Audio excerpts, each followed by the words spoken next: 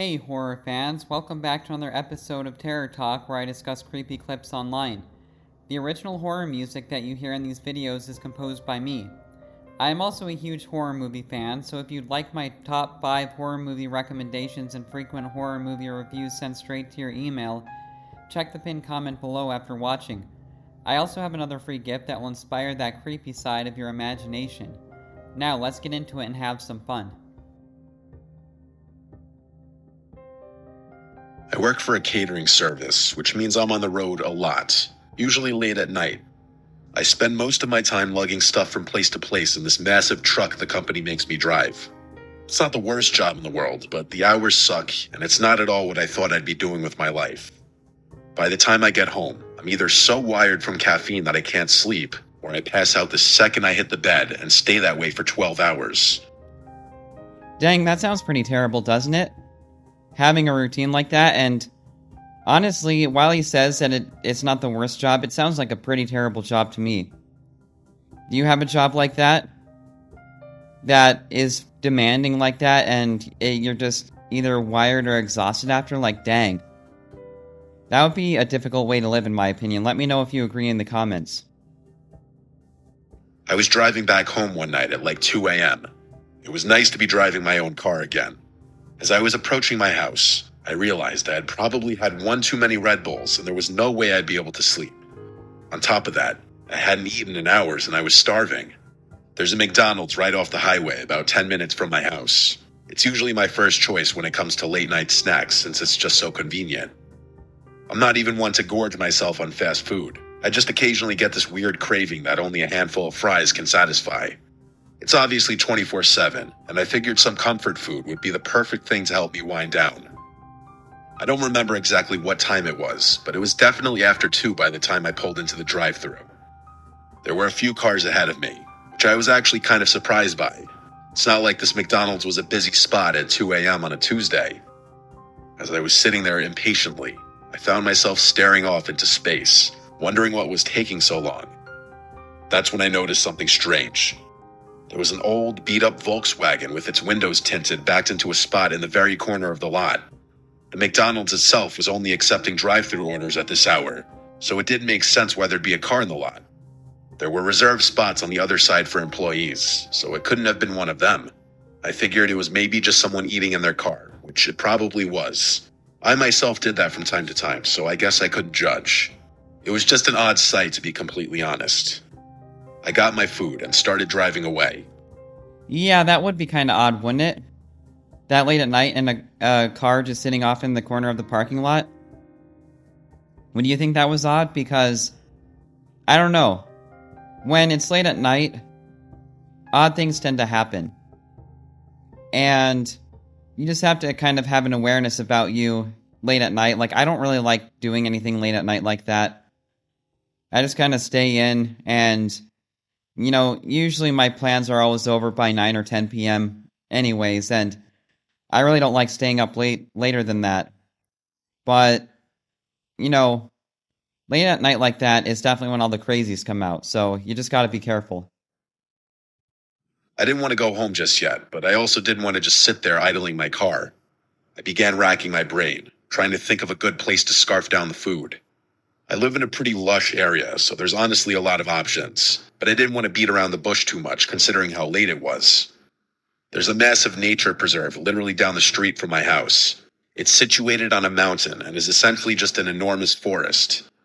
The kicker is that there's a scenic lookout point at the peak with a view of the city. There's a road that loops around the perimeter of the preserve and will take you right to the peak, which is nice during the day. After the preserve closes, though, the road is inaccessible to cars, but still a convenient path to get to the peak without having to walk through any woods. I used to go there with my friends from high school all the time. It was kind of a default spot when we wanted to be outside. We'd hang out, talk, smoke, or just appreciate the view. I actually hadn't been there in a while because I was just so busy working all the time, so I figured going there would deliver a much-needed nostalgia rush. When I got to the preserve parking area, it was completely empty. I say parking area because it wasn't a traditional parking lot with spaces for cars, but rather a big patch of gravel that veered off from one of the roads that ran past the preserve's border. Like I said, the actual preserve was closed, meaning I'd have to walk all the way up to the lookout spot from outside. Before I could even turn off the engine, I saw headlights pulling into the lot. That was unsettling enough on its own. Who else would be here at 2 a.m.? And then I realized what I was looking at. It was that same Volkswagen from the McDonald's parking lot. Yeah, at that point, I would be like, all right, I'm being followed now, and it would be bad. Like, I really think it would be bad to find yourself in this situation because what would you do? Let me know in the comments what you would do because being followed this late at 2 a.m. is really not good. I was 100% certain of it. I parked a little ways away, and the engine cut off. I felt the unease start to pour in. What were the odds of that happening naturally? Had they followed me? My window was partially rolled down, and as far as I could tell, there was no music coming from that car, or at least none that I could hear. After nothing happened for a good minute or so, my fear started to fade. They were probably doing the same thing I was, out for some fresh air or a smoke. It's a pretty popular spot for that kind of thing, but I was just so weirded out considering how late it was. I couldn't shake the feeling that something was off, even though I concluded that it was just one of those unexplainable coincidences. I sat there for a minute, debating if I should just go home. I don't know, I would go home if I were him because an unexplainable coincidence, I think he's being too nice in this type of situation, don't you? Like, you can't give strangers the benefit of the doubt, especially this late at night. I didn't want to leave, but I didn't want to be alone either. I picked up my phone and FaceTimed one of my close friends who lived a few minutes away. I told myself that if he didn't pick up, I'd just eat my food in the car and drive home. He was actually awake, though, which I was a little surprised by. He said he had been up writing a paper. I convinced him to swing by and hang out for a bit. He was down. He said he'd be there in 10.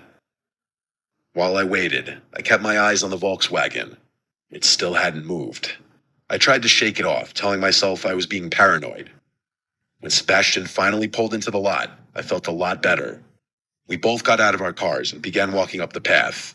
Before the parking lot fully receded from view, I shot a glance backwards.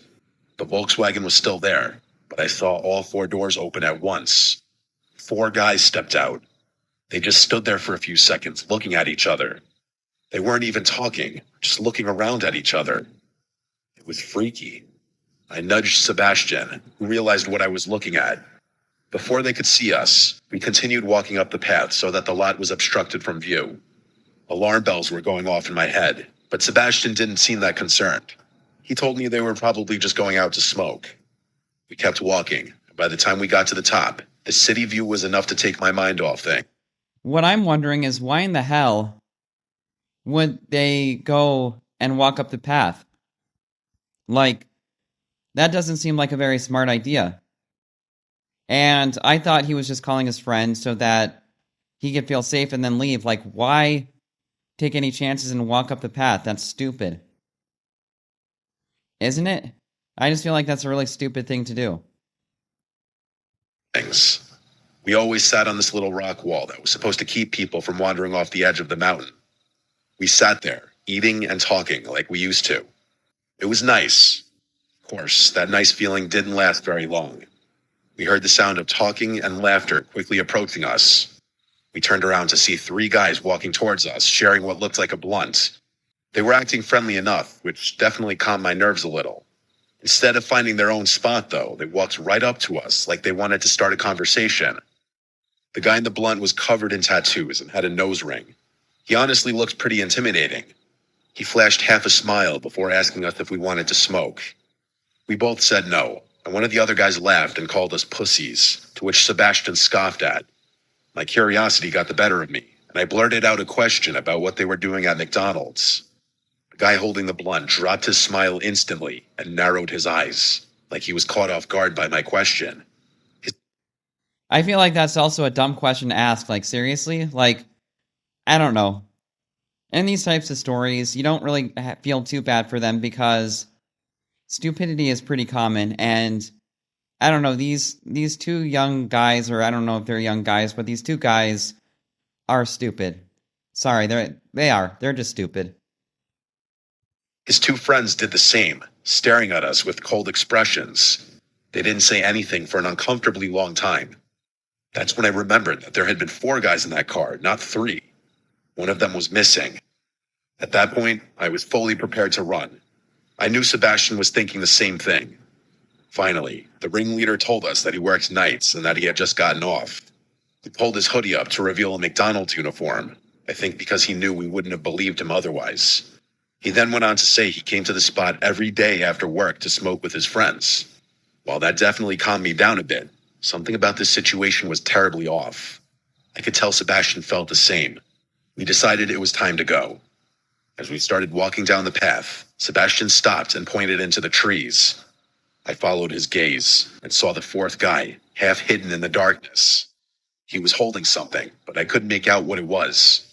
I felt my heart start racing. The moment he saw us looking, he started moving. That's when we ran.